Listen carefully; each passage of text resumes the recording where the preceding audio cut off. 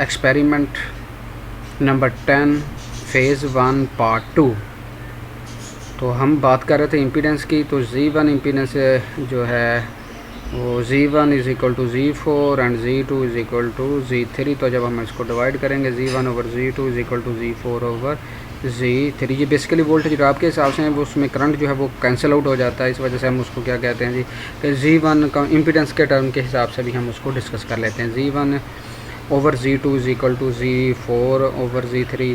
इसको एक दूसरे टर्म में भी हम बात कर लेते हैं कि Z1 over Z4 is equal to Z2 over Z3। अगर जनरलाइज इक्वेशन इसको देखें जी, तो जनरलाइज इक्वेशन हमारे पास क्या बनेगी, Z1 Z3 is equal to Z2 over Z4।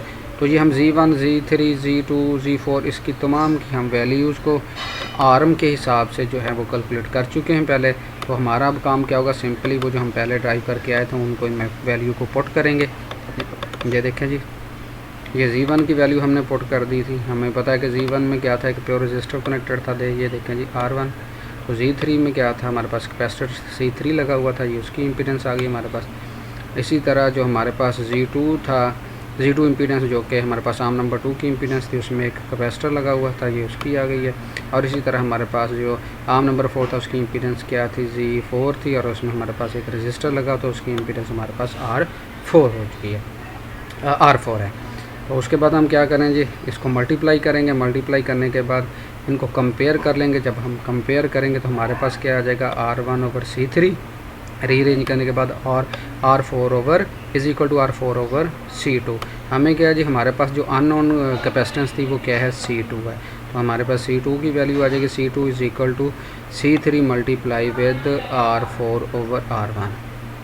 तो इनकी मदद से हम R1 और R4 की मदद से हम क्या करेंगे, अपने सर्किट को बैलेंस करेंगे। बैलेंस करने के बाद C3 जो कि हमारे पास नॉन वैल्यू ऑफ कैपेसिटर, उसके साथ मल्टीप्लाई करेंगे, इसको कैलकुलेट करेंगे। कैलकुलेट करने के बाद हमारे पास फाइनली C2 वैल्यू आ जाएंगी, और इसको फिर हम टेबल में पुट करेंगे। याद रखना कि जो फार्मूले में वैल्यू पुट करके कैलकुलेट करके फिर आपने टेबल में पुट करनी, ताकि साथ कैलकुलेशन हर वक्त अवेलेबल कि आपने कौन सी वैल्यू कहाँ पे ली थी, कैसे, कितने % थी उसकी, ये सारा कुछ डिस्कस करेंगे।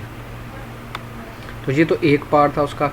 जिस तरह मैंने पहले बात की, इसको दो हिसाब से टू टर्म में हम इसको जो है वो वेरीफाई कर सकते हैं या ड्राइव कर सकते हैं इक्वेशंस को। एक तो हमने इम्पीडेंस के हिसाब से कर लिए, दूसरी हम इसको करंट के हिसाब से भी कर सकते हैं। तो there is another approach to create the equation for balancing the bridge. Let us explain that suppose the current following through the path ABC if I1 and the current flowing through the path ADC is I2।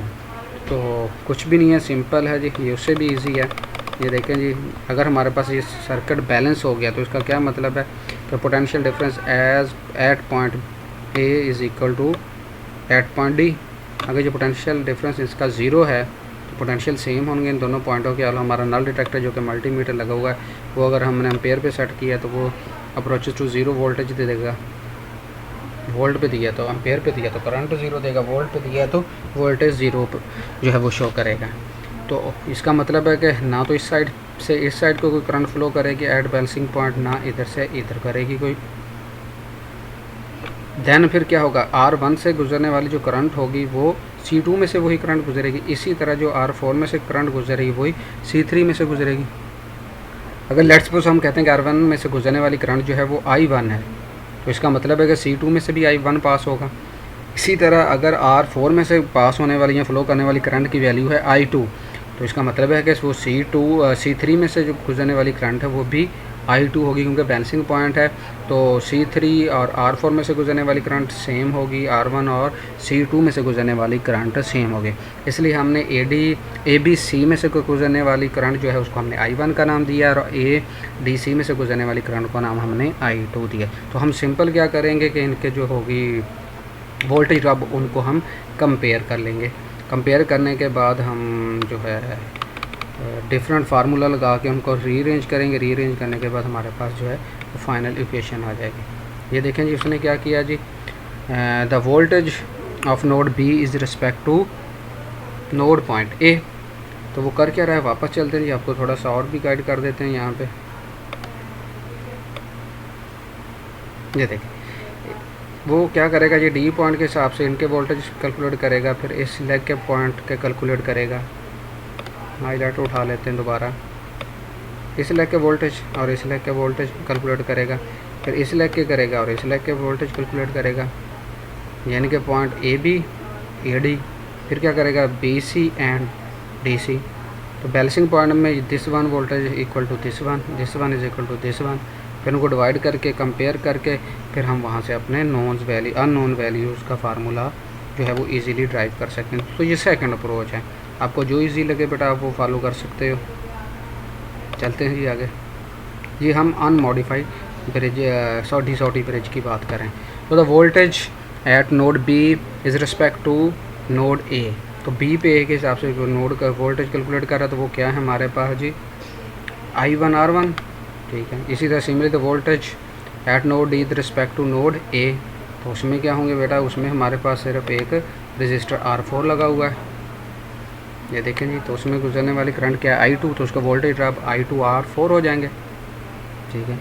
जब balancing होगी इन दोनों के voltage जो potential difference वो same आना चाहिए। At balancing condition there should not be any potential difference between node A and node D, hence we rewrite. ये potential difference जो था हमारे पास I1 और R1 ये वो इक्वल होना चाहिए I2 R2 के, तो इसको हमने क्वेश्चन नंबर 1 कह दिया, जहाँ पे ये शो भी हो रहा है, जिसको हमने क्वेश्चन I कह दिया, I कह दें 1 कह दें, टोटली अप टू जो भी आप यूज़ करना चाहें।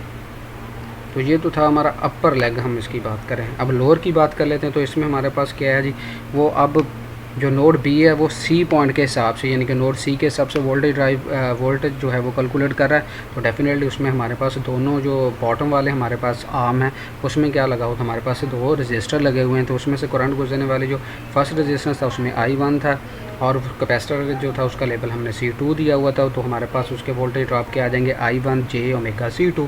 इसी तरह जब हम सेकंड की बात करें, जिसको हमने कैपेसिटर 3 का नाम दिया हुआ, उसमें से करंट I2 पास हो रही है, तो उसमें से गुजरने वाले जो उसके क्रॉस ड्रॉप होने वाले वोल्टेज जो होंगे वो I2 J over omega C3 होंगे। और एट बैलेंसिंग कंडीशन ये दोनों क्या होने चाहिए जी, इक्वल होने चाहिए। अगर दोनों इक्वल होने चाहिए तो फिर हम क्या करेंगे, ये हमारे पास जो इक्वेशन बन गई, ये इक्वेशन नंबर 2 बन गई है। अब हम इक्वेशन नंबर 1 और इक्वेशन नंबर 2 को क्या करेंगे, इनको आपस में डिवाइड करेंगे। डिवाइड करने के बाद इनको रीअरेंज करेंगे।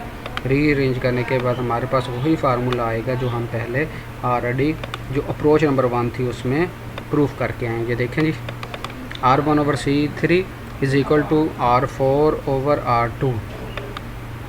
तो ये हमारे पास इक्वेशन ड्राइव होके आ गई है।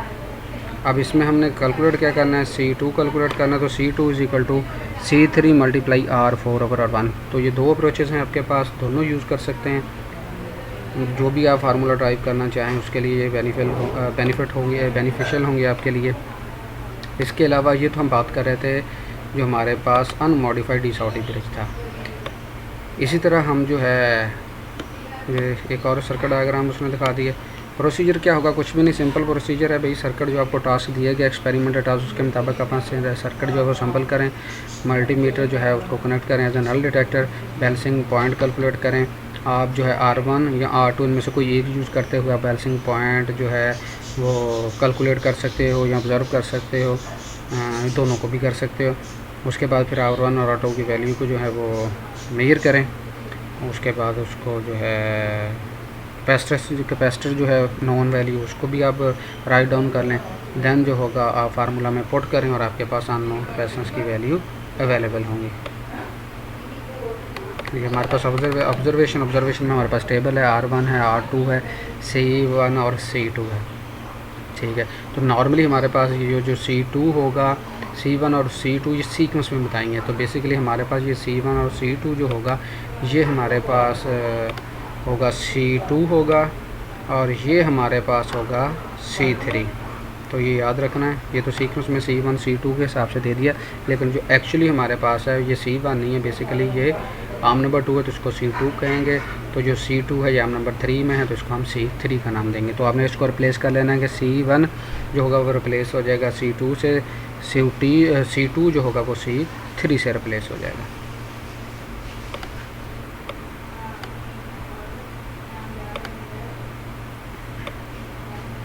कंक्लूजन आ जाएगा। उसके बाद अब आ जाएगा आपके पास जो मॉडिफाइड डी ब्रिज है। उसमें देखें जिस तरह हमने पहले